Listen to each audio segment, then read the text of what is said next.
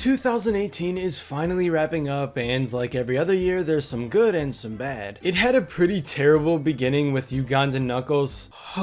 But hey, Smash Ultimate came out this year, so that's something amazing. But we're not here to talk about everything that's happened in the last 365 days. Instead, we'll be focusing on Nickelodeon. To be completely honest, their 2018 was pretty lame. Let's go over some of the Nicktoons that dominated the channel this year, and that'll give a good representation of how meh they've been doing. The obvious one is SpongeBob SquarePants. It's been going on for almost 20 years at this point and shows no real sign of stopping anytime soon. This is the only Nicktoon I keep up with now, mostly because it's much easier to watch now when compared to some of the seasons after the first movie. Modern SpongeBob is the type of cartoon where you get consistently solid episodes, with some of them just being boring or others being surprisingly amazing. I love it! Guilty as charged!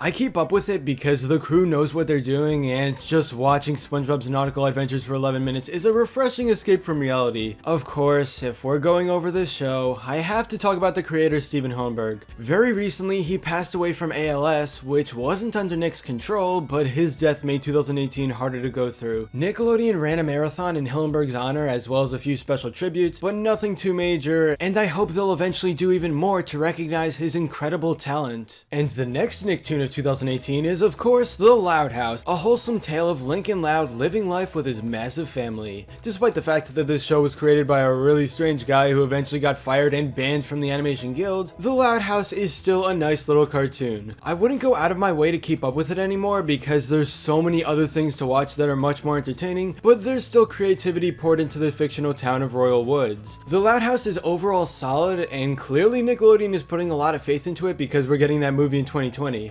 SpongeBob will continue to be the network's icon for likely years to come, but Lincoln is still rising up in popularity and a new generation of kids will grow up with him. Rise of the Teenage Mutant Ninja Turtles came out this year, which has an incredible opening, and that's about all I know regarding the show. Yeah, if you couldn't tell already, I'm not a fan of the Turtles, but that's just me. There are probably some avid watchers of this new series, and I emphasize some because it seems like nobody's talking about it. The IMDb rating isn't all too great, and very few people even mention it online. There's also The Adventures of Kid Danger, but I don't consider this a Nicktoon because it has a nice spot over here in the trash can. That's pretty much it in terms of animation on Nick. Pretty lame, huh? They've been focusing a lot more on live action, and while I can't properly judge all those shows because I haven't seen many of them, they just look really similar. Hunter Street seems like a nice unique one from the rest though. Talking about Nick shows is nice and all, but what about the other stuff that happened this year? Like for example, Nickelodeon Kart Racers. Well, despite being filled with potential as a new version of Nicktoons Racing, it wasn't enjoyed at all.